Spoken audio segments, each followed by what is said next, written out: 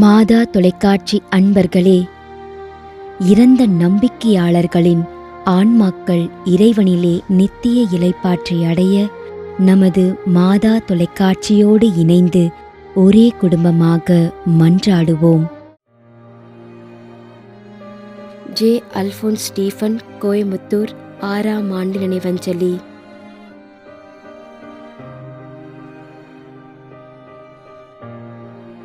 ஏ. சந்தியாகு, 3ஆம் ஆண்டு நினைவஞ்சலி.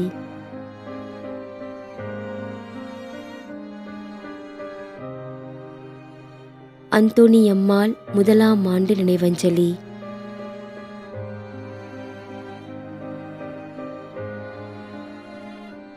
கிரஹரி வெல்லம், UK, பிரான்ஸ், 31ஆம் ஆண்டு நினைவஞ்சலி.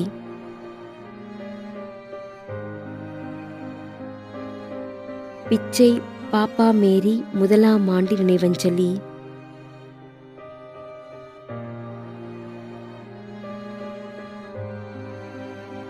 ஞான சௌந்தரி, சேலம்.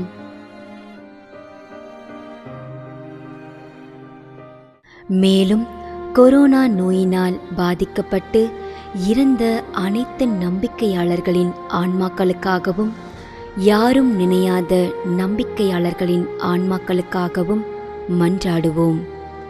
தந்தை, மகன், தூய ஆவியாரின் பெயராலே ஆமென். ஆண்டவருடைய பெயராலே நமக்கு உதவி உண்டு. விண்ணையும் மண்ணையும் படைத்தவர் அவரே. திருவெளிப்பாட்டு நூலிலிருந்து வாசகம். அதிகாரம் 14, இறைவார்த்தை 13. விண்ணகத்திலிருந்து ஒரு குரலை கேட்டேன்.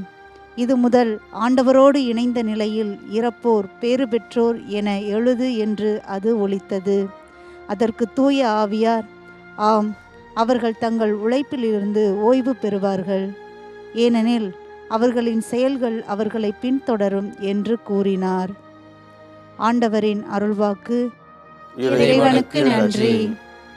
நம்மிடையே வாழ்ந்து இறந்து போன இறைவனின் அடியார்களுக்காகவும், மேலும் குறிப்பாக மாதா தொலைக்காட்சி வழியாக நீத்தார் நினைவில் இன்று நினைவு கூறும் இறைவனின் அடியார்கள் அனைவருக்காகவும் மன்றாடுவோம்.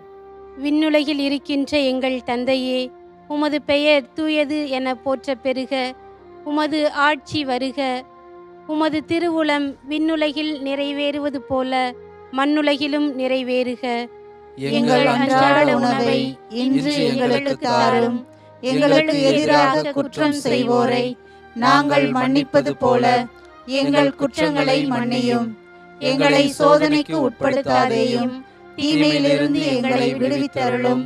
ஆமென். மன்றாடுவோமாக. இறைவா, இரக்கம் காட்டுவதும் மன்னிப்பு அளிப்பதும் உமது இயல்பு.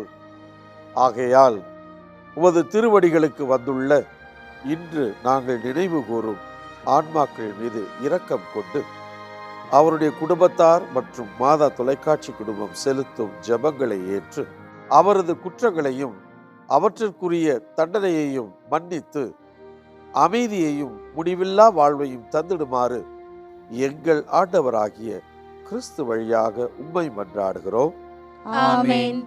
நிலையான இளைப்பாறுதலை ஆண்டவரே இவர்களுக்கு அளித்தருளும். முடிவில்லாத ஒளி இவர்கள் மேல் ஒளிர்வதாக. இறந்த நம்பிக்கையாளர்களின் ஆன்மாக்கள் இறைவனின் இரக்கத்தினால் அமைதியில் இளைப்பாறுவனவாக. ஆமென்.